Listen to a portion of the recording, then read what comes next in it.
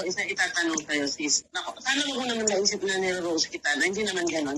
Pero naku-curious lang ako parati na kasi may lumabas na hindi naman sa'yo nanggaling eh. Hindi ko naman sa'yo narinig actually na may utang ka daw may utang daw sa'yo si Sir Evelyn na 250,000.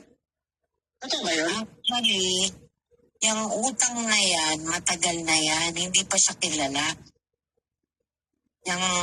Hindi pa sila na ikakasal nung napangasawa niyan taga-Japan. Ang kakilala talaga niyan, magkakilala talaga kami niyan. Magkakasama kami niyan nila Epa. Lalo na kila Epa, laki ng utang niya, malaki ang praso niya. Sa amin, maliit lang yun eh, baliwala yun eh. Yung 25 million, totoo yun.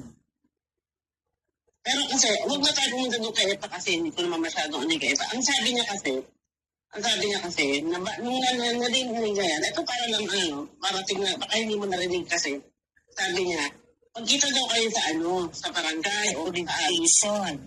O sa police station. Tapos reklamo ko na utang. Bakit kailangan pa sa police station? Babayaran sa niya. Pag naharap niya kami ni Mike, matatandaan na niya kami. Sa dami ng kakilala niya ngayon, ng mga taong nakakasalamuha niya, siguro nakalimutan niya na yun. Actually, nasa akin pa kayo rin yan eh. Yung relo? Oo, prinenda niya. Pag nakita niya yan, panindigan mo yun. Meron naman palang pala sa'yo, katotohanan eh. Hindi panindigan mo, di ba? Para mag-usap pa dito, para pag-usapan pa yan. Hindi na, kasi marami pang sasaw-saw. Mas maganda yung kami na lang, face-to-face, di ba? Oo. Hindi, pero okay. Nakakaalam sa mga pinagsamahan naman na FLM talaga ako. Pero siyempre, hindi ako mag-ano dyan. Ang ko lang, para rin sa katahimikan yung dalawa, di ba? Ngayon, nagsabi si Steph na magkita kayo sa police station, kung may utang ka talaga siya, okay, di pakita mo yung relo. No. Excuse me, na-presenta niya sa'yo. Di ba? Hindi na mabayaran. Sabi naman niya, babayaran ka niya talaga kung mag-prove mo. Ano lang to hindi po ako nag-instigate. Nag-ano ko. Parang naghahatid balita na ako sa'yo. Nang ganon. So, alam mo kasi, yung naging problema namin yan, hindi naman kailangan iyabang dito sa social media. Alam niya yun, may pinagsamahan sila ni Mike. Kaya hindi na kailangan pang i-broadcast dito. Sa amin na lang yun. Kasi magmula nung nakalabas siya, hindi pa naman kami nagkita niyan. Pero alam niya hindi niya kilala. So, kaya nga yung hamon niya. Siyempre, hindi na niya ako kilala ngayon. Hindi na niya ako kilala, lalo na yung pangalan ko, hindi na niya ako kilala. Kasi kailan niya yung utang niya sa'yo, 250? Kailan siya umutang? Matagal na. Actually, hindi naman 250K yun. Magkano talaga? Basta sa amin na lang yun. Ang makakapag, sa amin. Hindi, bakit lumabas yung figure na 250? Ibig sabihin, yung masyadong mga fake news maker. Ng assuming or speculation na ganun yung amount. Pero siguro meron din silang pinagbasihan, di ba? Siguro nabanggit mo na 250,000 yung utang niya. Or alam mo namang mga tao dito pagka ang utang mo nga 100,000, nagiging 1 milyon. Di ba? Kaya, wala naman totoo dito. Iba pa rin kasi yung talagang, iba pa rin yung, siyempre, yung manggagaling mismo sa bibig mo. Na, ito nga, totoo nga, may utang si FLM sa akin ng ganitong, yan.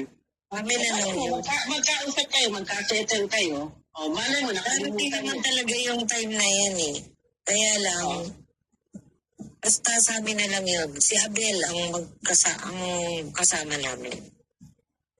Ayun na. Siyempre. Di ba?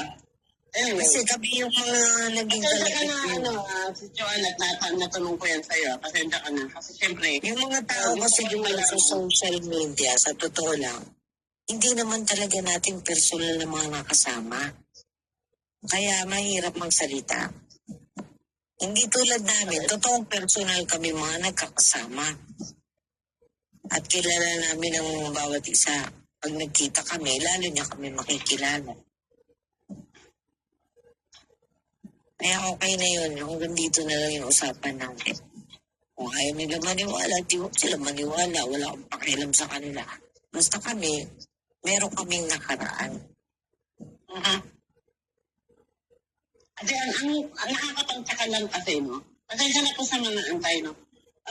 Nakakapagtaka lang kasi siyempre yung reaction ni Sir FLM na, sige, Joanne, binanggit niya yung pangalan mo eh. Sabi niya, Joanne, Tapasio, kung talagang may utang ko sa'yo, magkita tayo sa pulis. Patunayan mo na may utang ka, may utang ako sa'yo, at kung wala, ipatakulong kita. Yun yung reaction, yun yung ano niya. So, ano yung reaction mo doon? Kung kaya niya, subukan niya. Okay. Ayun nga, kaya yung tanong ko. Wala kaming ginawa ng atraso dito sa social media. Kung merong atraso sa amin, time naman ang paniningil.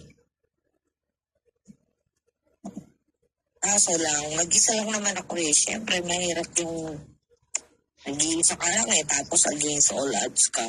Ano Oo, yun? syempre, mahirap talaga yun, di ba? Mahirap yung gano'n na, ano. Actually, tinanong ako dyan ni Mr. Kung dyan.